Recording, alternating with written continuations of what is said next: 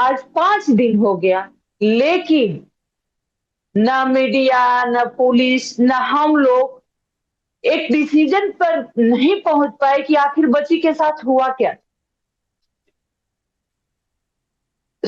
घटना के दूसरे दिन ही पुलिस के तरफ से बयान आ गया कि एक नॉर्मल एक्सीडेंट है।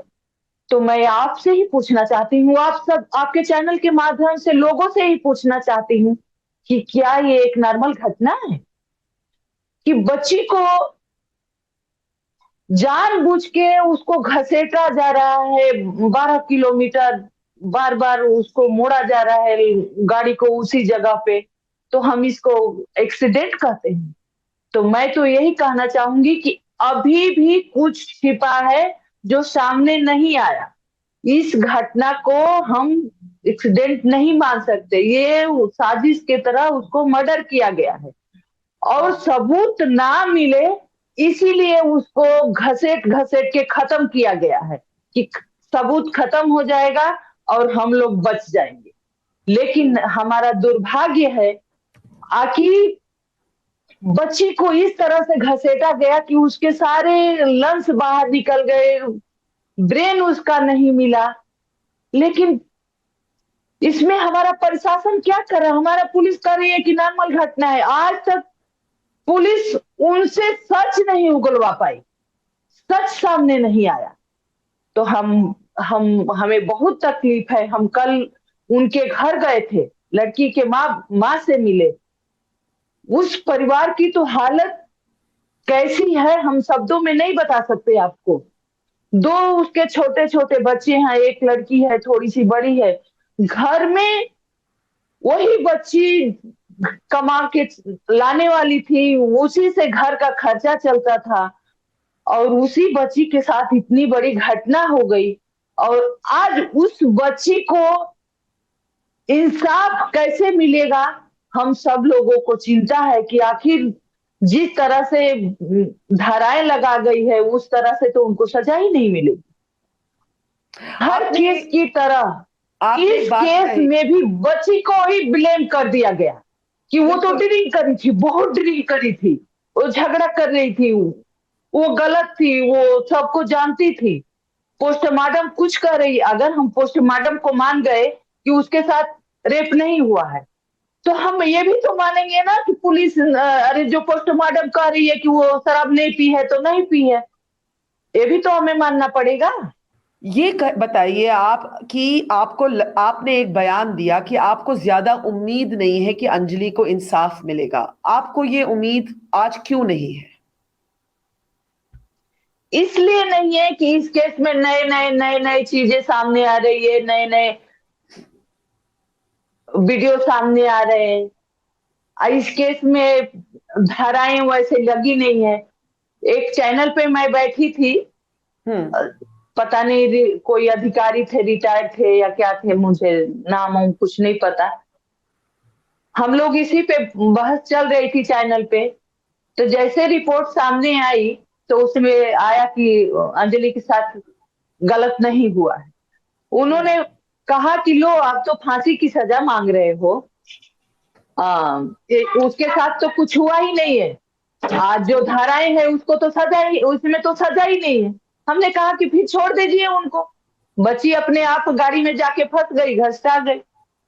तो हम्म। इसीलिए हम कह रहे हैं, इसीलिए कह रहे हैं कि निर्भया के केस में सारे सबूत थे, जितने धाराएं लगी थी सब पर्याप्त सबूत मिले थे, तभी भी उसको हम्म। 8 साल लग गए।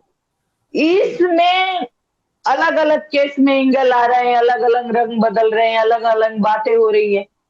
तो इसलिए मैं कह रही हूँ, मुझे चिंता है कि शायद कितना टाइम लगेगा, शायद उसको इंसाफ मिलेगा भी कि नहीं। इसलिए बिल्कुल। मुझे चिंता है, इसलिए मुझे लगता है कि कैसे इंसाफ मिलेगा। आशा जी, ये बताइए कि आपको इस केस में भी नहीं लगता इंसाफ मिलेगा या नहीं? आपकी 8 साल की जिंदगी तो अपनी बेटी के लिए इंसाफ एक तरह से मांगने में लग गई। अब आप और बेटियों के लिए और औरतों के लिए लड़ाई करती हैं। निर्भया के टाइम से अब तक कितना कुछ बदला है? कुछ बदला भी है कि नहीं बदला?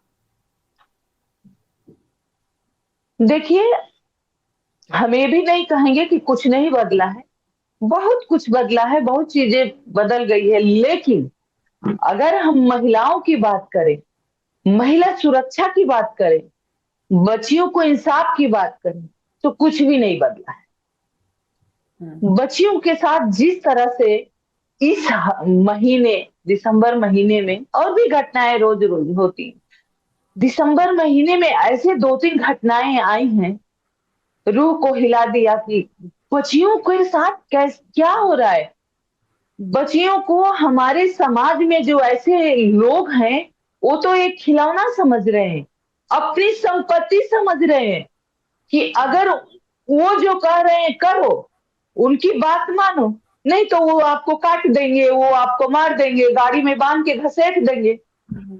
तो कहाँ बदला है? तो महिलाओं के प्रति जो अपराध बढ़ रहे हैं और उनको सुरक्षा नहीं है, इस पे कुछ भी नहीं बदला है।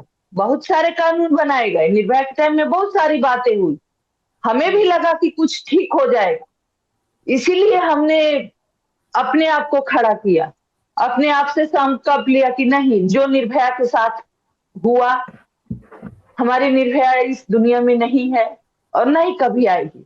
लेकिन फिर भी हमने अपना सारा टाइम इस पे लगाया कि अब कोई ऐसी घटना ना हो, अब कोई ऐसा परिवार ना हो जिसको अपना बच्चा खोना पड़े, जिसको ये दिन देखना पड़े। क्योंकि आज भी वो 10-12 दिन हमें नहीं भूलता है, नहीं जीने देता है। इसीलिए हम घर घर में नहीं रह पाते हैं, इसीलिए हम बच्चियों के लिए लड़ते रहते हैं, बात करते रहते हैं। लेकिन अगर आप पूछ रही हैं क्या बदला है, तो महिलाओं के प्रति तो कुछ भी नहीं बदला, और बल्कि खराब हो गया। और अब लोग महिलाओं को अपनी संपत्ति समझ रहे हैं कि हमारे साथ हमारे संबंध बनाओ, हमारा कहना मानो, हमारे साथ पार्टी करो, नहीं तो हम तुमको खत्म कर दे, और ऐसे खत्म करेंगे कि कोई कहीं पता भी नहीं चलेगा। आपकी हिम्मत कहाँ से आती है आशा जी? आपकी हिम्मत? देखिए, मैं एक बहुत, मेरा घर उत्तर प्रदेश में है, एक छोटे गांव से मैं हूँ। हम शहर से, वो गांव बहुत दूर है। हम यहाँ दिल्ली में आए थे, बच्चों के लिए आए थे कि अपने, हम यहाँ रहेंगे, बच्चों को पढ़ाएंगे लिखाएंगे। लेकिन जिस तरह से निर्भया के साथ घटना हुई, आज 10 साल पूरे हो गए। जो निर्भया की घटना हुई 23 साल की थी।